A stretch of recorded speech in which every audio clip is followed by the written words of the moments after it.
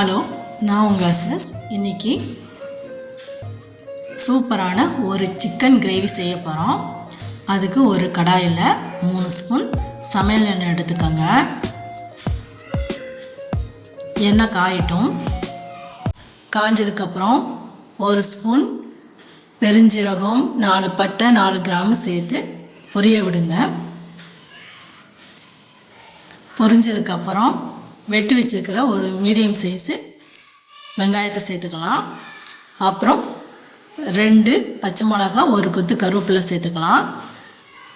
சேர்த்துட்டு நல்லா கலந்து விடுங்க. இந்த சிக்கன் கிரேவி ரொம்ப சிம்பிளானது. நம்ம தேங்காய் அரைச்சி ஊற்றுறதுக்கோ வெங்காயம் வதக்கி அரைச்சி ஊற்றவோ தேவை கிடையாது. இது சிம்பிளாகவே நம்ம செஞ்சிடலாம்.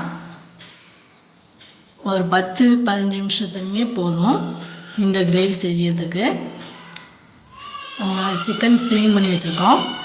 இப்போ வெங்காயம் நல்லா வதங்கணும். வெங்காயம் நல்லா வதங்கினதுக்கப்புறம் ஒரு மீடியம் சைஸு தக்காளி சேர்த்துக்கலாம். தக்காளி சேர்க்கறதுனால சுவை கொஞ்சம் கூடுதலாகவே காட்டும், நல்லாயிருக்கும். அது 2 வதங்கட்டும். இப்போ நம்ம சாதாரண இஞ்சி பூண்டு சேர்க்கறதுக்கு பதிலாக கொஞ்சம் டிஃப்ரெண்ட்டாக சேர்க்க போகிறோம். அதுக்கு ஒரு மிக்ஸி ஜாரில் 2 பட்டை, 4 கிராம்பு, அப்புறம் 1 ஸ்பூன் பெருஞ்சீரகம், 1 ஸ்பூன் பெருஞ்சீரகம் சேர்த்துக்கலாம்.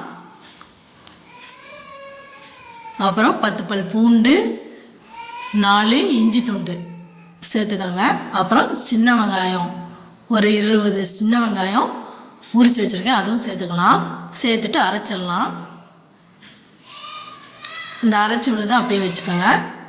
வச்சுட்டு இப்போ நல்லா வெங்காயம் தக்காளி வதங்கினதுக்கப்புறம் நம்ம அரைச்சி வச்சுருக்கிற விழுது சேர்த்துக்கலாம்.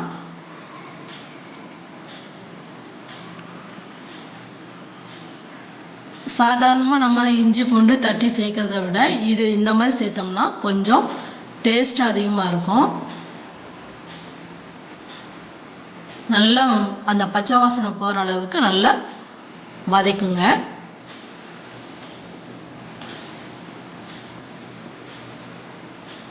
நல்லா வதங்கினதுக்கப்புறம்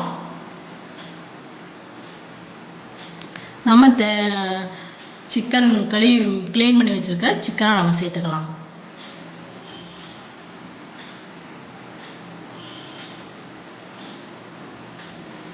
சேர்த்துட்டு நல்லா ஒரு தடவை நல்லா கலந்து விடுங்க. இது எண்ணெயிலேயே ஒரு 2 நிமிஷம் மட்டும் நல்லா வதக்கி விடுங்க. தண்ணி ஊற்ற வேண்டாம். 2 நிமிஷம் வதங்கினதுக்கப்புறம் 1/2 ஸ்பூன் மஞ்சள்தூள், அப்புறம்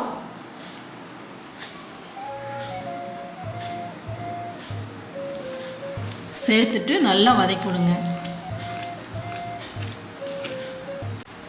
இந்த அளவுக்கு நல்லா வதங்கினதுக்கு அப்புறம் நம்ம இப்போ மசாலா ஐட்டங்கள் சேர்த்துக்கலாம். 3 ஸ்பூன் கறி மசாலா தூள். நான் வீட்டில் அரைச்சதுனால இந்த அளவு சேர்த்துருக்கேன். உங்களுக்கு காரத்துக்கு எவ்வளோ தேவையோ அவ்வளோ சேர்த்துக்கோங்க.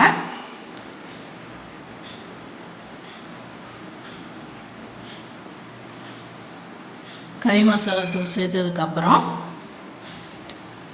3 ஸ்பூன் மல்லித்தூள் சேர்த்துக்கிறேன். மல்லித்தூள் எதுக்கு சேர்க்குறோன்னா இது குழம்புக்கு ஒரு திக்னஸை கொடுக்கும். அதுக்கப்புறம் வயிறு சம்மந்தமான எந்த பிரச்சனையும் வராமல் இது பாதுகாக்கும்.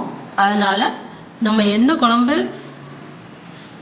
செஞ்சாலுமே கொஞ்சம் மல்லித்தூள் சேர்த்து செஞ்சோம்னா அது நம்ம வயிறு ப்ராப்ளம் வராமல் பாதுகாக்கும். இப்போ தேவையான அளவு தண்ணி ஊற்றிக்கலாம். ஊற்றிட்டு ஒரு தடவை கலந்து விடுங்க. அது சிக்கன் வேகிற அளவுக்கு தண்ணி ஊற்றணும். இன்னும் கொஞ்சம் தண்ணி ஊற்றிக்கோங்க. இந்த அளவுக்கு முழுகிற அளவுக்கு தண்ணி ஊற்றிக்கோங்க. ஊற்றி அதுக்கப்புறம் தேவையான அளவு உப்பு போட்டுக்கோங்க. உப்பு போட்டு ஒரு தடவை நல்லா கலந்து விடுங்க.